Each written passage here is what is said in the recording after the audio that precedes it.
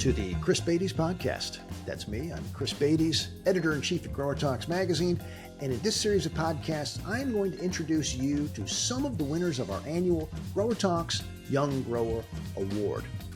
I'm going to pick their brains about what they love about the industry, their daily challenges, their triumphs, their failures, best decisions, and their dumbest mistakes. And hopefully we'll get some words of wisdom from them too. I hope you enjoy it. My first guest for my first podcast happens to be, just coincidentally, the first ever winner of the GrowerTalks Young Grower Award. Way back, can you throw your mind back that far, Andrew Britten, to what year it was?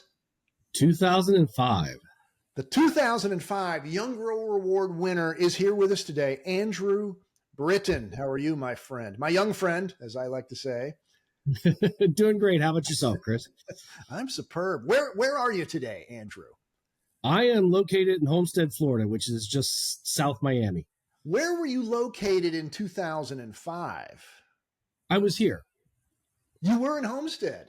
Yeah, I've been in Homestead since 2001. That's right. You happen to be employed by someone different now. We'll kind of get into that. Actually, we'll get into that right now. Today, you are the technical sales manager for tropicals and foliage for a little outfit called Ball Seed. Am I right? That's correct. How long have you had that gig? 3 years now. 3 years. And you liking it? I am, very much so. But 3 years at Ball is an incredibly short period of time compared to the average length of employees at Ball. Is that why my 32 has flown by? Probably so.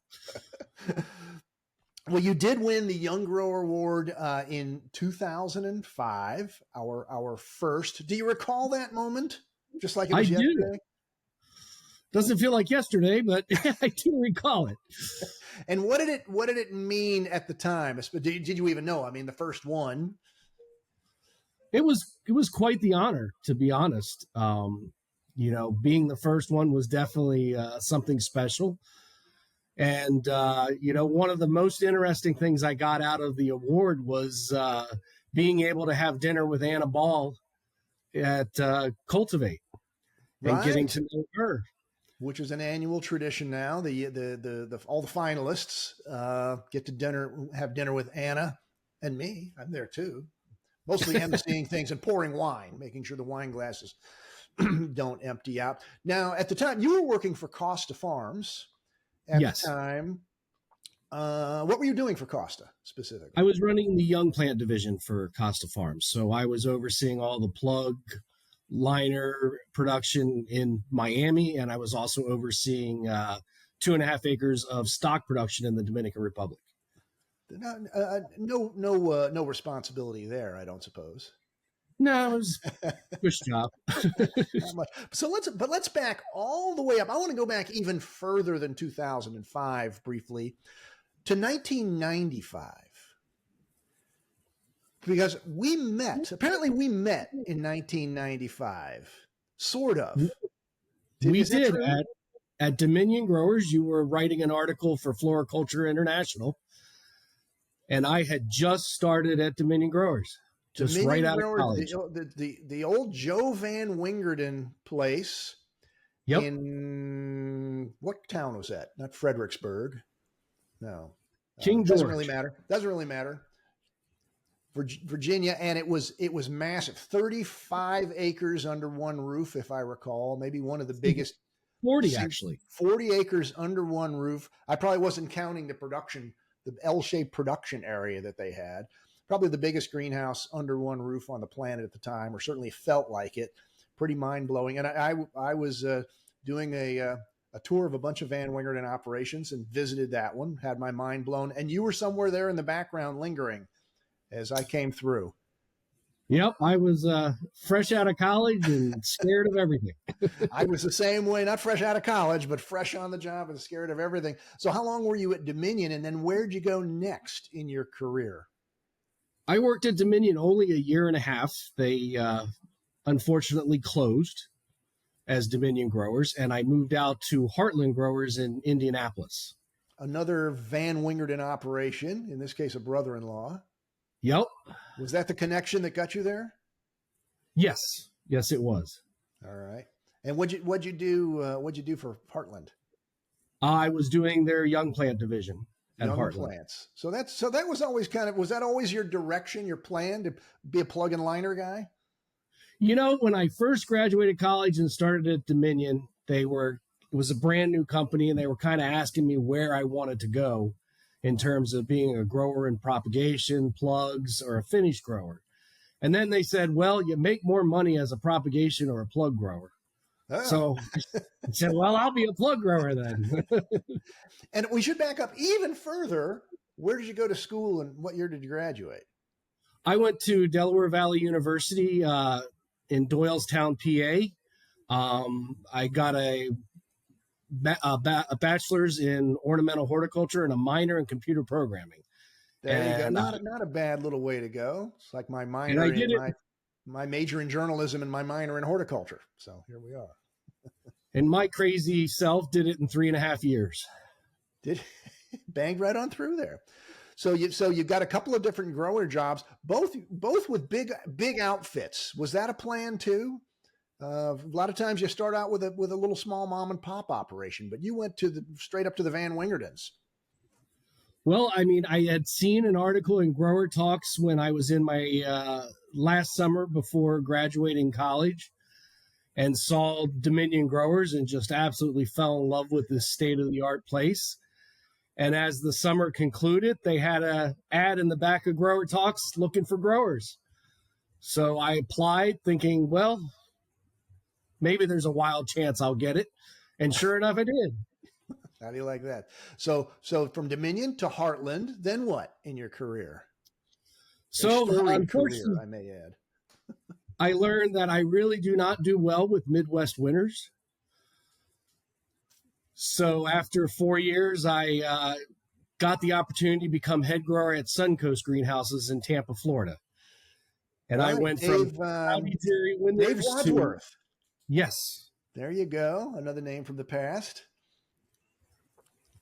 That's in Seffner? Yep. I just drove through there last weekend, as a matter of fact.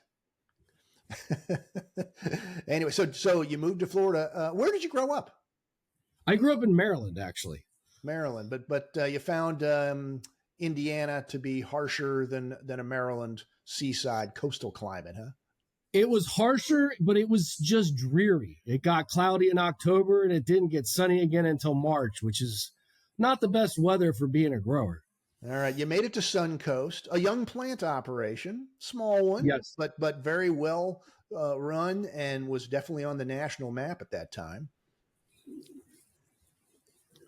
Yeah, I was there for that one. Was about 1.5 years as well. Unfortunately, they went bankrupt.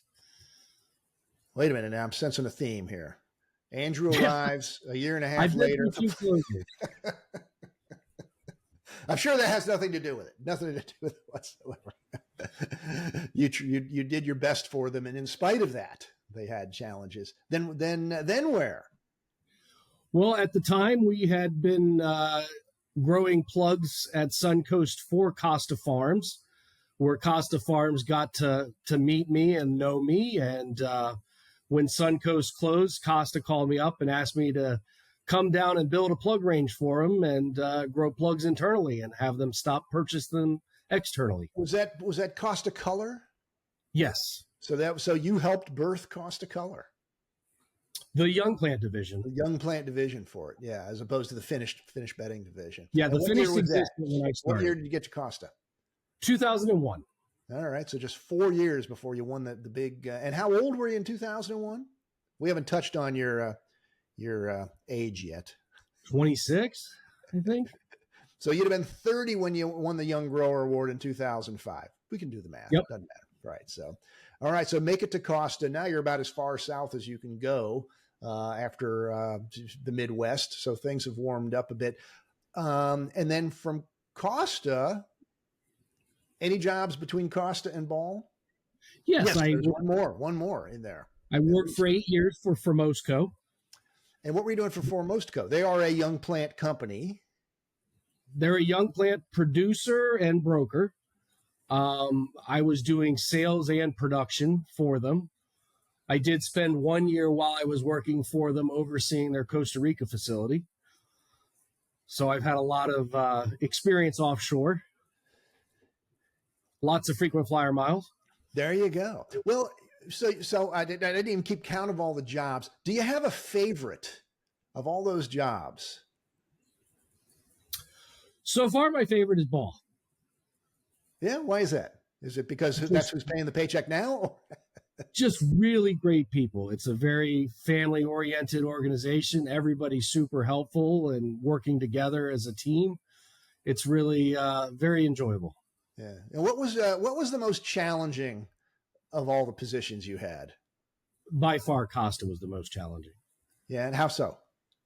Just tremendous amount of responsibility. I can only imagine. I mean, how many acres of greenhouse? How many hundreds of millions of plugs and liners? It's a big place. Millions. Yeah. I was overseeing for the color side. I was overseeing 6 acres of plug production and 5 acres of propagation. And then I was also overseeing for the foliage division, 3 acres of foliage propagation. Is that what gave you all the gray in the beard? I'm not sure what gave it to me, but it certainly has come in. Ball will do you that to you too. Trust me. That's why It was great. I don't grow a beard. You don't want to see it all. So with all those different positions, but it seemed to have a theme in young plants, and yet now you have become a tropicals and foliage expert. How did that come about? How did you add that to your repertoire? And was it intentional, accidental? Well, when I was working at Costa, first I started with just doing the propagation for color, but then as time went on, I started doing the propagation for the foliage as well. Oh, do they do foliage as well? I didn't realize. They do a few plants a year. 1,800 acres or something crazy like that. I lost track. And then, it's over 4,000 acres. Good Lord. I got to get back to that. So Costa certainly would have exposed you. Plus just living in Florida, being, in the plant business and a plant geek, which I'm sure you are. I am, that's for sure. My yard shows it. Yeah. So when you look back on that trail over the last, from your first job at Dominion in 95 to where you are now, can you see sort of a plan and a path? Or did it all happen accidentally or fortuitously or under divine guidance to get you where you are today? I think it probably happened more accidentally, to be honest with you. Explain that. Well, I mean, leaving Heartland because of the weather. I loved Heartland, and the people in Indiana, but dreary winters just don't work for me. Costa was just a tremendous amount of responsibility and stress. So I wanted to get something that was a little less stressful, which is why I moved on to Formosco. And then got a lot more into sales with Formosco. Prior to getting into Formosco, I was doing some technical sales for TGS for Costa, their young plant sales division that no longer exists, but did for that was kind of your years. Introduction to sales. Otherwise, you'd been back in the greenhouse sowing seed and sticking cuttings up to now. Did you ever see yourself as a sales guy? I got the personality for it. So, yeah, I did see that as being an option. All right. And then how did the ball seed job come along? I think that's a brand new position. We never had a foliage person. And of course, foliage is super trendy. I think Ball knew they needed somebody. How did that work out? Well, when working at Foremost, I had put together between Ball and Foremost for Ball to broker Formosco's products. Unfortunately, that didn't work out. But when I decided to move on from Formosco, I reached out to Ball, knowing they were very much trying to get into the foliage side of things. And it just became a natural fit. All right. 3 years now. So looking back over all the time, do you feel like you found the niche? Has it all added up to put you like in the perfect place? All the skills that you've accumulated, the contacts, et cetera. Is it sort of like the culmination of your career now, do you think, doing tropicals and foliage for a distributor like Ball Seed? Yes, I really think so. It's really allowed me to use all the things that I've learned over the years in the different companies. All right. What do you still need to learn or want to learn, though? What's next for Andrew? Well, that's a good question. I'd like to learn more on new genetics in tropicals and foliage. It's something that there isn't a lot of breeding yet. But I definitely would like to see, tropicals and foliage become much more like an annual or a perennial, where it's a very mainstay item. Yeah, where do most new tropicals come from? Not out of a breeding program, right? Some of it's coming out of breeding programs, but most of it is more discovery throughout the world. A lot of stuff coming out of Thailand. Mm-hmm. And rediscovering old genetics. I see that happens a lot. Here's a variety you haven't seen in 50 years. Let's reintroduce it to the market. It's really like interesting. Peperomioides, for instance. Yep. That's a very old time product that has really made a comeback. But boy, did it hit it big a few years back, huh? Oh, yes. Yeah. So let's look back over that time. I'm sure you had good bosses and bad bosses. I'm not going to ask you to name names on either side. You can certainly name names on the good bosses, but I want to more speak philosophically. If you had good bosses, what made them good bosses? Well, having gone through 2 closures, I would say paying their bills makes them good bosses. Yeah, those guys, I guess they were already automatically under stress if they were having those kind of business challenges, which could make working for them a little bit challenging. What else, though? I really enjoy the most working for bosses that want to be part of the team and feel that they're equal with their staff and not, just overseeing them. Definitely do not like demeaning bosses or bosses that scream and yell. Have you had those? I may have, yes. Again, we don't need to name names. You know who you are out there. How about good places to work versus hard places to work? What's the difference? Boy, that's a tough one too. It may come back down to the boss, but what about some other elements of the places the businesses where you've really enjoyed yourself, where if they called you back and if the offer was big enough, you might consider it, and those places where they couldn't, $1 million wouldn't get you back? Well, $1 million why would you go and why wouldn't you go? Say that again. I'm sorry. I said $1 million wouldn't get me back to the Midwest. Just for the weather. Just for the weather. Yeah. I really like those companies that is a very family team oriented place. I'd like to think that's most of horticulture, but have you found it to be not so? Have you encountered places where it wasn't a family team effort?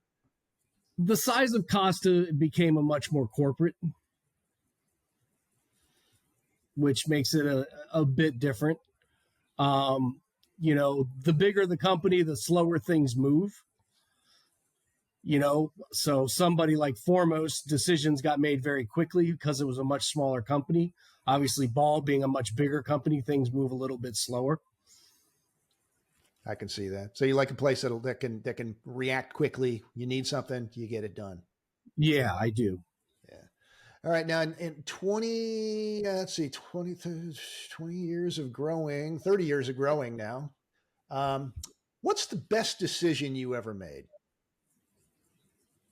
Coming to Florida. Somehow I knew you were going to say that. What's the best decision you ever made in a greenhouse? I would say making the decision to get into young plants. I really, really enjoyed young plants. Yeah, and you were, I won't say you were in the earliest stages of it, but it was still a new field, the plug and, liner business. We were still running the plug conference with Dave Karansky and Roger Steyer back then. It was a little, slightly pioneering. The whole, rooting station was just developing, that kind of a thing. But is there any specific thing when you were growing a crop where you made a really smart move, where your grower instincts kicked in and you either saved a crop or you produced, say, the best crop that the nursery had ever seen, anything like that? A proud moment in your growing career? Well, I'll tell you, my first year at Dominion Growers, I was an absolute horrible plug grower. My product was embarrassing. And then I ended up working for Paul Gerke, who really taught me how to grow plugs. And I went from an absolute horrible plug grower to a great plug grower. Didn't Paul Gerke wind up in Florida too? Paul Gerke is here in Florida at Pure Beauty Farms. So I thought I recognized that name. Another Dominion alum, eh? Yep. So we've gone full circle. We all ended up down here in Florida. All right. So you stank at plugs at the first year out. Who wouldn't? Coming straight out of college. But is there anything that you really, really did with a crop that just was like one of your proudest growing moments? I would say developing the offshore production in the Dominican Republic for Costa. Yeah, that's got to be big. So they started with, just a horrible cutting ship cuttings, and whatever lost was lost and not caring. And we turned it from that to a very professional production facility doing several million cuttings a year. When you saw the hurricane heading that direction a month ago or so ago now, were you a little worried about your old place down there? We're always worried in hurricane season. Yeah, you had to sweat some of those. Been through 3 hits since I've moved to Florida. So you rebuilt DR greenhouses, I guess, huh? I've seen the DR get leveled, and I've seen Homestead get leveled twice. There you go. Yeah, I saw Andrew down there. So, so some good decisions. Admit to, as painful as it may be, your biggest goof up on a crop. Any big mistakes out there? Or is it still? I do remember working at Heartland, and I applied a regulator a little bit at the wrong time on poinsettias, and I kept them from blooming for Christmas. Ooh. How many Luckily, poinsettias? It was not a huge amount of them, but yeah, that was a pretty bad one. Yeah, you kind of only have one shot with poinsettias. Yeah, and they don't sell too well after Christmas. All right. In your long career here, 30 years now, any regrets? Any opportunities that you let slip away, or things you wish you had done that you didn't do? Well, I did learn not to join a company that all the upper management has just left, because something's wrong. And that was Suncoast. And shortly after joining Suncoast, I found out they were in financial problems and trouble. You just thought they just had a lot of openings, and it was a great opportunity to climb the corporate ladder quickly. Well, it was a great opportunity to get out of Indiana and move to Florida. But it did get you to Florida. Yeah. So pay attention to the business and the folks you'll be working with, because that may tell you a lot about the state of that business, in other words. Yes. Yeah. And it was a big learning experience going from, production in Indiana, where you struggle with light, to Florida, where you have tons of light, but then have tremendous insect and disease pressure. Yeah, I've known people to make that change. All my growing was in Florida, so all I ever knew was heat, humidity, and white flies the size of bats on my poinsettias. So, the idea of, freezing them out just didn't exist. So what were some of the biggest challenges you had making that north to south transition? Really having to readjust growth regulator rates And then just the fact that, the resistance on insects and diseases down here is just tough because, like you say, it doesn't freeze.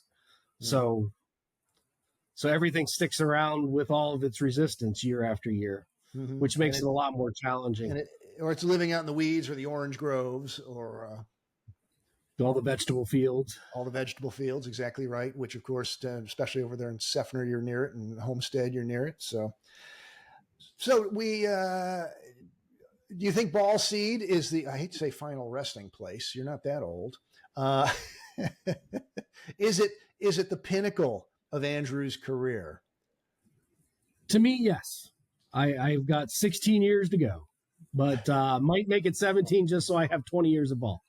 There you go. Because a lot of growers, their dream is eventually having their own greenhouse. Have you ever considered that? Running your own business? I have definitely considered that, but I'm a little fearful of hurricanes and owning a business here in Hurricane Central. Well, you could move back to Maryland. Is that still home to you in any ways, Maryland? You still have family up there, contacts? No, my family has now moved to Minnesota. Definitely not where I'm going. That's upper Midwest. Yeah. That's not just the Midwest. I am ridiculously hooked on Florida. I do not want to leave. So, working for Ball, I have the opportunity to work from home. And they wanted somebody that lived in Florida and could quickly check in on all the finished production down here. And I didn't want to leave, so it made a very good fit. Do you have family? I am married, no kids. I've got 3 dogs and a cat. There you go. So how has your career and your wife worked together? I've got a wife and a cat and no kids.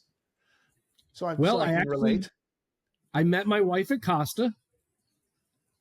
So we've been married 21 years now. I owe a lot to my wife of calming my wild 20-something down.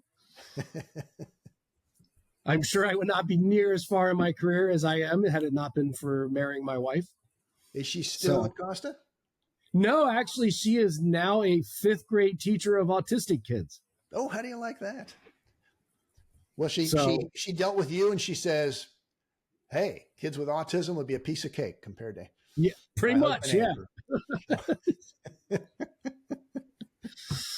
So what do you do to get away from it all, Andrew? What do you do to get away from the stress of the plant business? What do you do for fun and relaxation? Get into the Keys.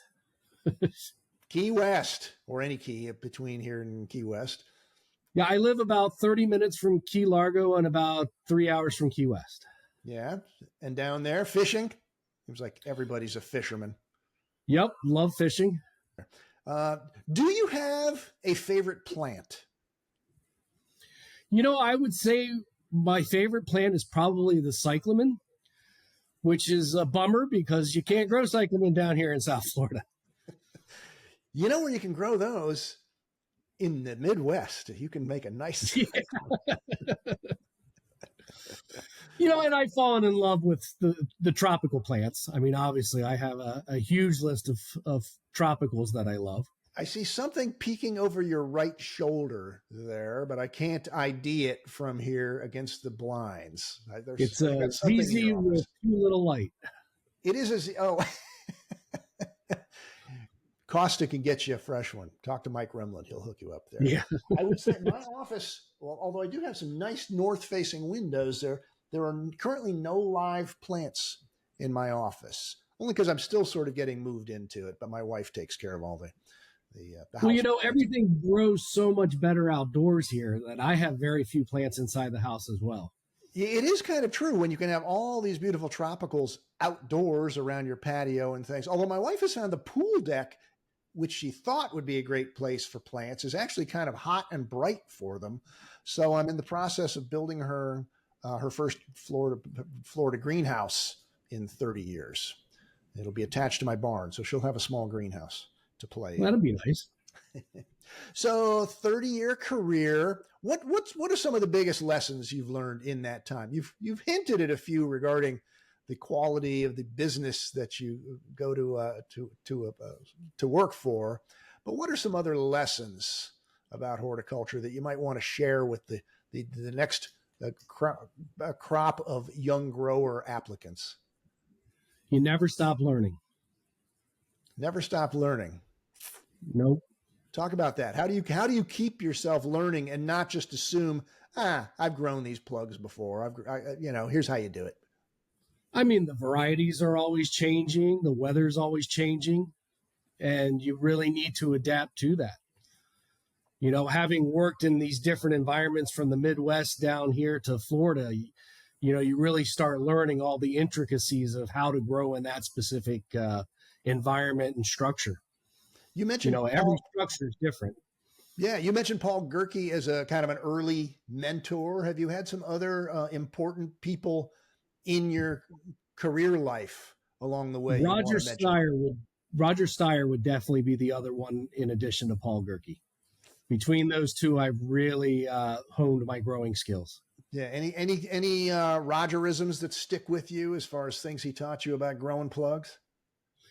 Roger has a unique style of his consulting. He teaches you to think for yourself instead of just give you the answer. And I think that's probably, one of the best lessons I learned from him and one that I used while training others. Yeah, because you're certainly at the point now where you can be a mentor to other growers. And with Ball Seed, do you find yourself visiting greenhouses kind of as a technical sales manager and helping out the next generation of young growers?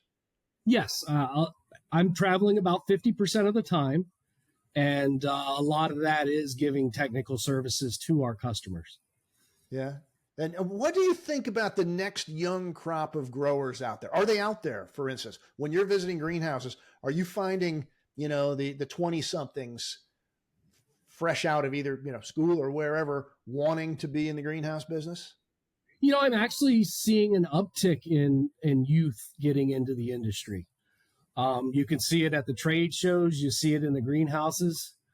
And I'm real happy to see that. There for a while, it was, you would think the whole industry was going to retire and shut down. Yeah, I can agree. I love meeting the next generation out there and picking their brains about why they see this as a good career. You're certainly an example of a good career.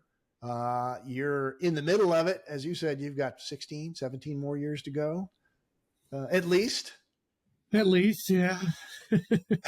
Any unfinished business for you in that time? What do you want to do? I really would like to do the mission that I was hired at Ball to do and make foliage and tropicals be a mainstay item for them. All right. It's a big mission. Yeah. And any last tips to the next generation out there who wants a long career? You mentioned never stop learning, which is a good one. Any other tips for anyone looking for a good, long, successful career in the horticulture industry? Never be afraid to ask for help. There's lots of people that have done it before and can give you lots of good advice. Don't think you can do it all on your own. That's a good one, Andrew, because certainly if I've learned anything in my 40 years now in the business, it's that growers love talking. Yes. You think I like to talk? Ask a grower about a pH issue or about why this thing is, stunted or whatever it might be, and then just stand back.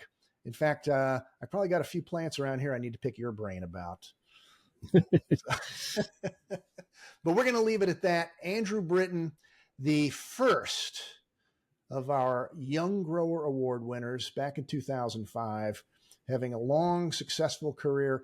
Thank you for not being the first young grower to 6 months later quit the industry and become a postman or something like that. Not that we don't need postmen, but I think that as I'm reaching out to the 21 young grower winners we've had since then, I don't know of any who have abandoned our industry for greener pastures.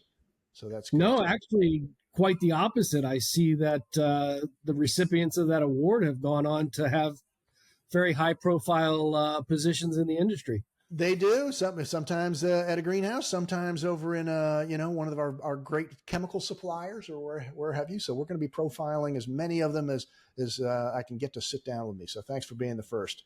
Good to talk to you. And if you find a picture from 1995 of us together at the good old Dominion Growers, I want to see that because we were both a fair bit less gray at the time. Well, I think I still have that Floriculture International magazine. We've got to dig that one out. All right, Andrew, thanks so much. It's good to talk to you. Great chatting with you. Well, thanks for having me, Chris. It's great talking to you as always. All right. We'll see you at Cultivate or Cast or someplace down the road.